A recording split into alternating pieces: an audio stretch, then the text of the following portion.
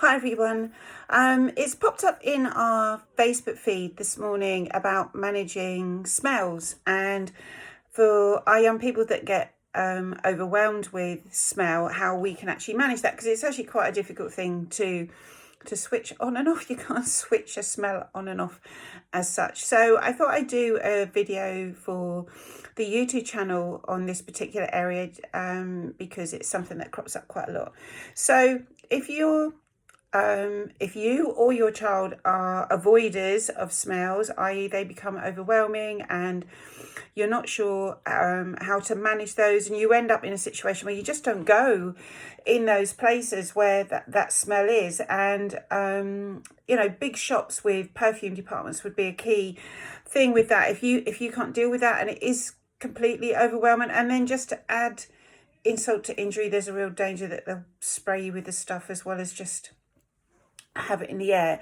And so I think it's important to think about how we prep that. So there's a couple of things to bear in mind. One, give them something that they can smell while they're going through that space, of a smell that they can that they actually find okay, or equally something they can block that smell out with. So the obvious one is a tissue, all right, with maybe some essential oil on it, with whatever sort of thing they may find is acceptable with that. Or equally, put something on their sleeve that they can smell, so they can manage that.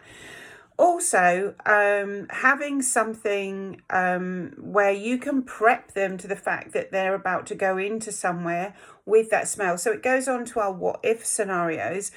What if I walk into a space and I don't like the smell? I can smell my tissue that I've got in my pocket. I can smell my sleeve. I can hold my breath because it's only going to be a short period of time.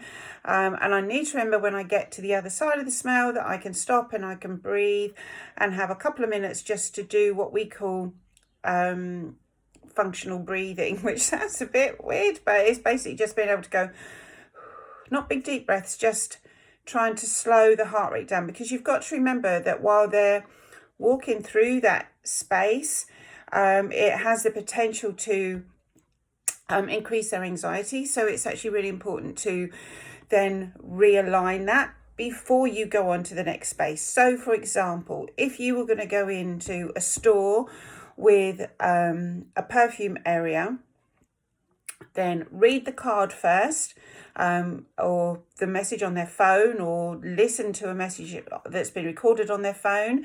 So I'm now going into a space with a smell that I don't like. I need to remember that I can smell my tissue, smell my sleeve, hold my breath, and remember that it's not going to be for long.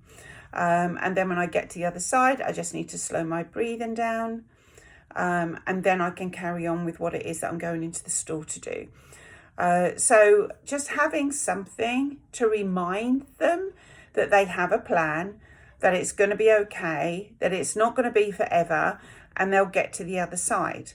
All right. So just think through how you want to deal with that. Of course, the other end of that are children who are seekers of smell.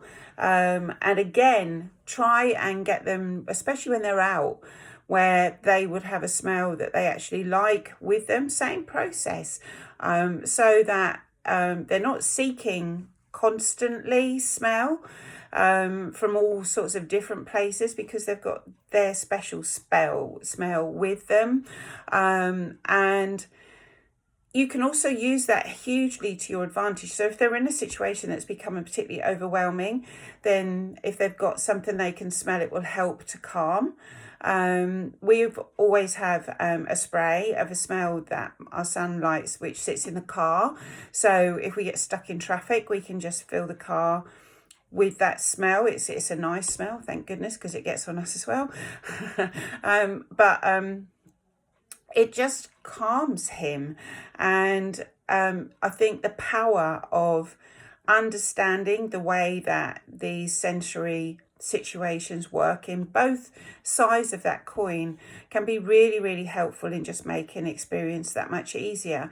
So if you know that your child or you yourselves are find certain smells difficult, plan ahead, take something with you. You've got it Equally, if you know that your child is a seeker, or you seek smell and you know that that calms you, ensure that you've got the smell that really helps to calm you, and take that with you. And then I hate to say again that it's all in the planning, because I know that that's not easy for everybody, but the way that I've managed that from my ADHD, where, you know, me and planning were not great friends to, you know, in the early stages of where I was, but I have those sorts of things are in every bag, or they're in the car already in a bag now, so I don't have to plan for each individual thing.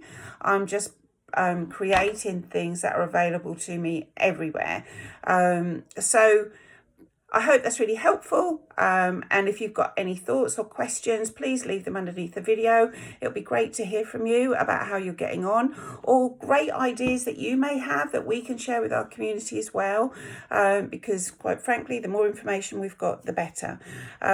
Thanks very much for listening.